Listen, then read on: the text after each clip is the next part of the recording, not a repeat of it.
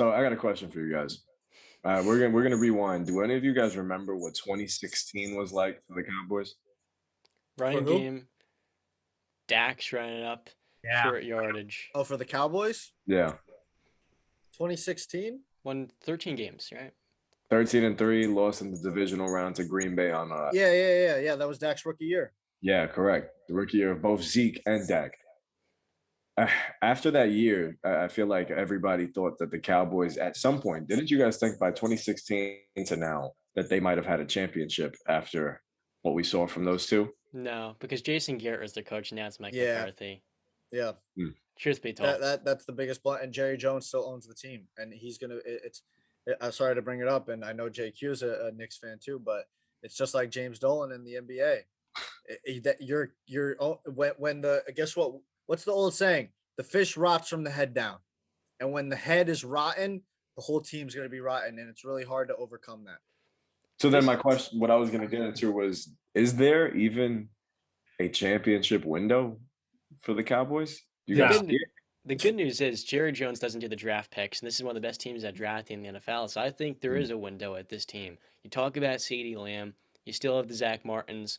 This team is stacked. I just think they lost some key pieces. And when looking at the head coach, I feel like that's the biggest deterrent with the squad because if you put Sean Payne here right now, oh they yeah, have a yeah. championship They're window, they're my they're friends. Super Bowl contender. If they have Easily. Sean Payton, they're Super Bowl contenders. Yeah, they have one of the There's no better doubt about it. quarterbacks in the NFL, no doubt about it. Dak is a good QB, and Brian, you talked about, you had the best quarterback in the division. Sure, they had a better quarterback in the 49ers game, and look what happened. That doesn't always matter. Sometimes a better football team is going to beat the better quarterback. Even still, you talk about the running game, the O line, I think it's still going to be one of the better ones, one of the best. The defense still has playmakers on it. I think Micah Parsons, we haven't even mentioned, have we? Yeah, I think go he's a ahead. dark horse to win Talk Defensive Player about of him. the Year this season. I think with Dan Quinn, the job he did as a rookie, Micah is a stud. He is the best player on this team, I think. We're going to be saying that by the end of the season. And I think with the playmakers all around the squad, yeah, they got a championship window. I just think ultimately with Mike McCarthy, that is not open. But without him, I think that thing can certainly, pry fray. That's just my take. I'll be honest, I don't think Dak Prescott could win big games against a big team. Thank you.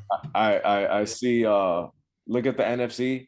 You got Tom Brady still. You still got the Rams. And guess what? They see the Rams and the Bucks in the first 5 weeks. That'll be proof for you guys right there in week one when they get shellacked by Tom Brady in their home stadium. We're gonna be like, oh man, this Dallas team. But I bet you would have thought that last year that they were going to get shellacked with Dak Prescott coming out the injury, and it was a really close game where Dak had a chance to win it. You're right, but guess what? They didn't win. Yeah, but they didn't because I don't Dak was think that coming they off a can freaking win big games. compound fracture. The bone was through his skin. That wasn't. I think They Dak could have needs played a again in little. week 15, and I would still have taken the Bucks. Yeah, but I still think that Dak. We got to give Dak a little bit of a pass for last year because of the injury that he had. I No think doubt about this it. year, yeah, I think this year he's gonna show you.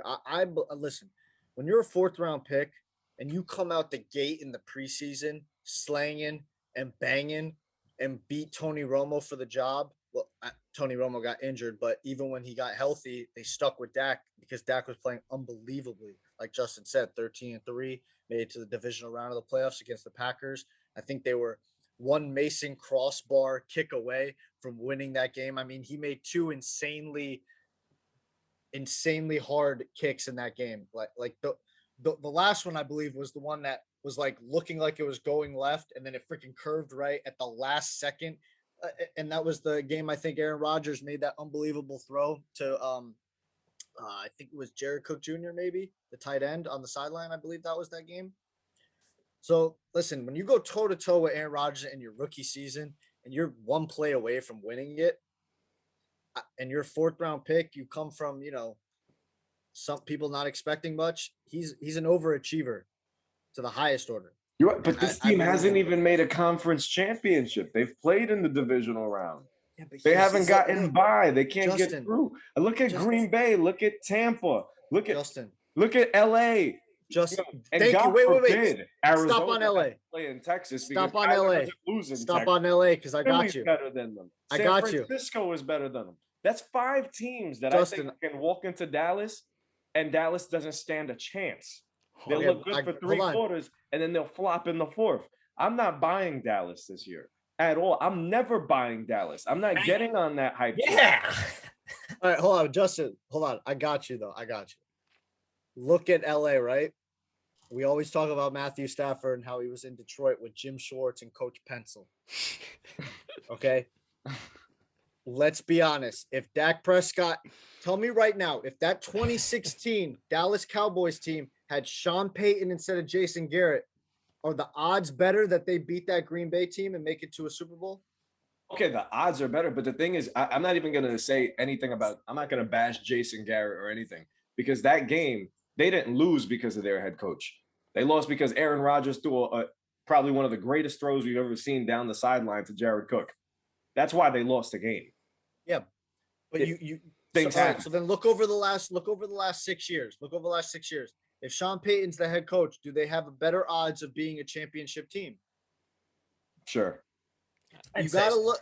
The coach is holding them back. When you have Jason Garrett, who's a average coach at best, and Mike McCarthy, who's probably an average coach at best, I'm sorry, man, but it's hard to overcome that. Well, guess what? They still got an average coach on the sideline. Nothing's going to change. They do. Dallas is going to be Dallas. I'll say this. I think the championship window is closed, and I think 2016, those couple of years after that were the years to do. I just don't think the roster's the same.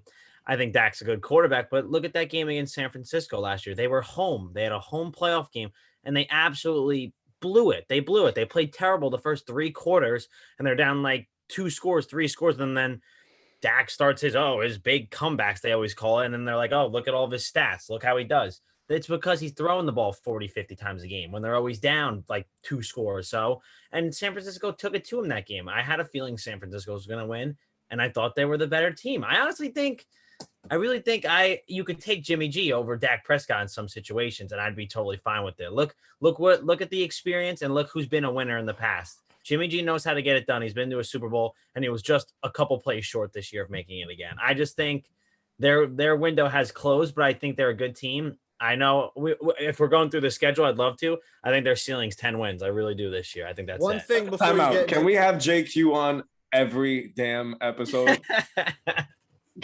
One thing before you get into the schedule. JQ, does Dak Prescott miss that throw that Jimmy G missed in the Super Bowl? To Emmanuel Sanders.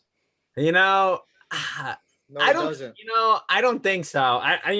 Because I get it. Like Dak's, he's a great quarterback. He's got a good arm. Like he makes those good throws. But I've seen his flaws, and they're pretty bad. But I don't know. Like Jimmy G should have made that throw. I really think about it. I don't know what you guys think, but I thought that was a makeable throw, and I was like, it's tough to look at it because like you saw the separation he had on the 2 guys, and it's like over the top, and it's like you're an NFL quarterback. You're playing at the highest level. You're getting paid millions of dollars. You make that throw. Very true, Brandon. Very true. I just think I don't know, man. If you want to go into the schedule, John, if you want to do that, we can. Because like JQ said, they have or Justin, whichever one said they have 2 insanely tough games starting out the season. Mm-hmm. They have 3 tough games to start the season. Actually, I'm looking at it right now. I mean, last year was the same thing. They played the Tampa Bay Buccaneers, the defending champs, week 1. They played them. They almost beat them.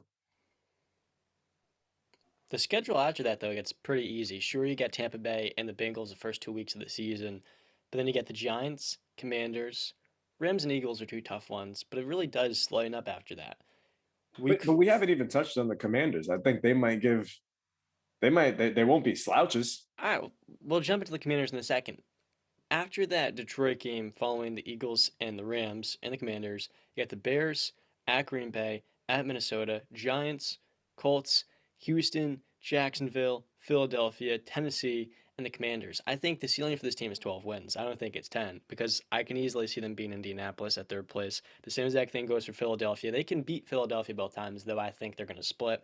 And then with the Packers, I wouldn't be surprised if Dak goes into the Lambeau and beats them. I can definitely see that. I think it just depends what team shows up every week in and out. You guys know how football works in all sports. Whatever team comes out and plays harder is going to win that day. You look at some of these teams like Detroit. I mean, they've kind of been turning some heads. I'm not saying they're a playoff team, but they compete, they battle hard. That's a hard fighting team. You never know. What if they come out and play harder than Dallas that day?